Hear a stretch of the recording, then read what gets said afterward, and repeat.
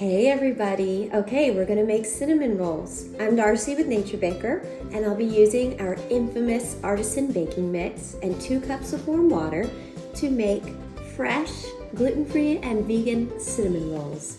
Let's go.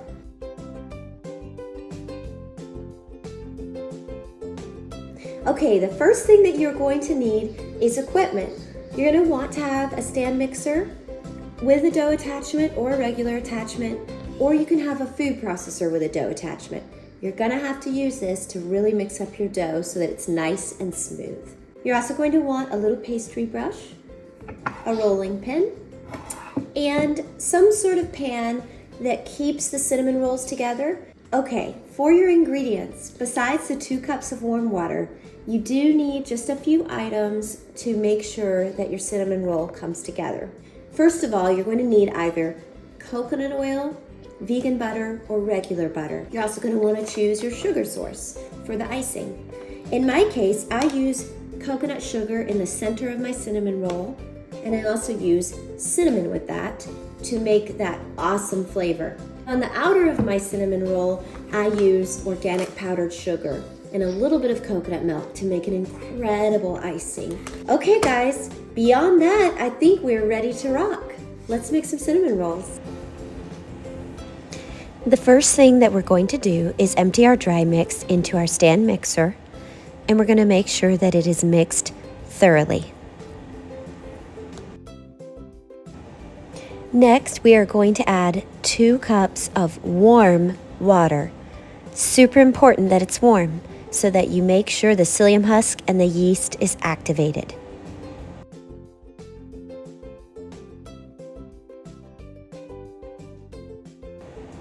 After mixing for about 30 seconds, you're going to have a nice, thick dough. You're going to want to preheat your oven to 170 degrees and then empty your dough out on a clean surface. First, you're going to make sure that your dough is all nice and mixed together. Then you're going to input it into an 8 by 8 inch square pan. This is a really fun trick to make sure that you can make a square out of your dough, which helps you shape a cinnamon roll dough perfectly. I love doing it this way because I don't have to think about how I shape it. I just pop the dough in there and I push it down till it makes a nice shape. Now it's time to cover this dough with cellophane and let it rise in the 170 degree oven for 30 minutes. Once it has, look what comes out. A beautifully risen dough. We're going to flatten it a little bit and we're going to make it into a nicer, bigger rectangle, but it's not going to lose its beautiful rise. Don't worry, you guys, that rise is going to stay. Okay, time for the filling. First, we're going to melt about 1/3 stick of butter or 3 tablespoons of coconut oil, and we're going to spread that evenly on top of the dough. We're not going to use all of it. We're going to save some for a little bit later. Now we're going to spread it across as well as we can with the silicone brush. Next, add your coconut sugar, about 1/3 cup, maybe more if you want it to be super sweet, into the center. Remember, the butter is going to saturate that coconut sugar, so it's not going to look like a lot, but it's a good amount. Spread it everywhere, cover all the sides, make sure that there is a good flavor going on. And then add a little bit more melted butter and continue with the sugar. We want to get a nice thick filling in the middle. A little bit of sea salt if you're into that. I know I am. And finally, we are ready to start with a super important ingredient, the cinnamon. Spread as much cinnamon as you want in the middle. Trust me, you're going to want to do quite a bit.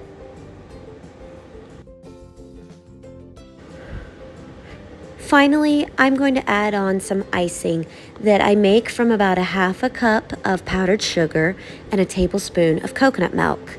I put a little bit of icing in the center of the cinnamon roll just because it makes it even more gooey and messy, which I personally love.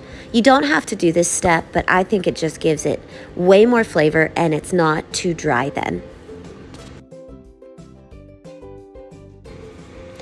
After I have made sure that I spread it out evenly, it's now time to roll up the cinnamon roll. Obviously, you know how to roll dough, but with this dough, just make sure you don't try to make it too perfect. It's a thick dough. It's not going to be some gorgeous pinwheel. It's going to be a big, nice, full cinnamon roll. So as you roll it, you can push down. And here's a side view. You're going to see that the very ends pop out some. That's totally fine. I have a little trick for this. What I like to do is pat down my roll really nicely, and then on the sides, I push together those ends. That way, they start to get uniform. By pushing them together, I now am going to be able to cut 6 even pieces. It's a really big amount of cinnamon roll, so 6 is a nice number, I feel.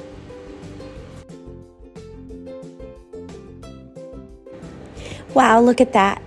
All 6 fit perfectly in my 8-inch square pan. I love this pan because it's just perfect for these amount of cinnamon rolls. Now I'm going to top them with the last bit of the melted butter. It makes them crusty when you put them in the oven.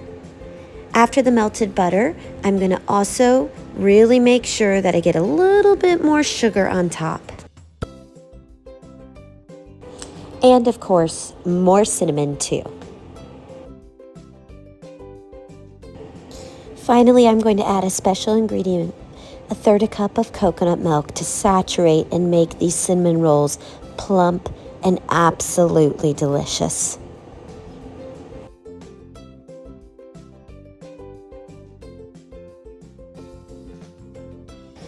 It's time to bake these bad boys for the full 30 minutes.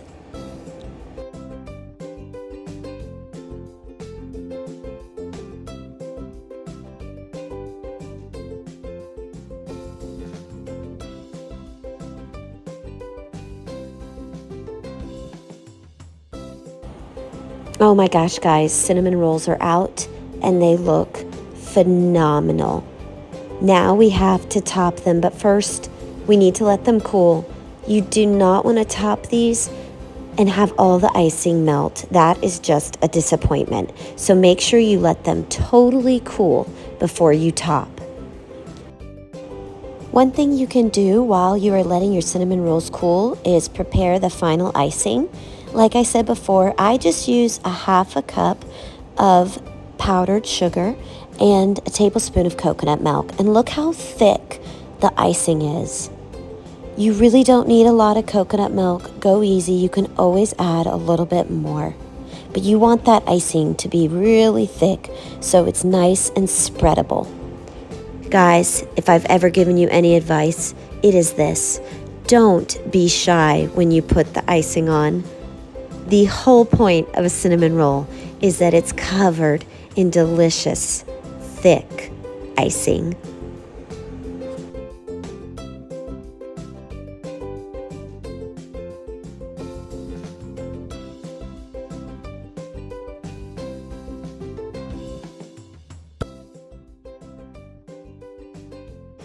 Even my youngest, who is a selective eater, absolutely loves them. Well, there is no doubt about it. I am going to enjoy eating these cinnamon rolls. Thank you for learning yet another way in how to use the Artisan Baking Mix.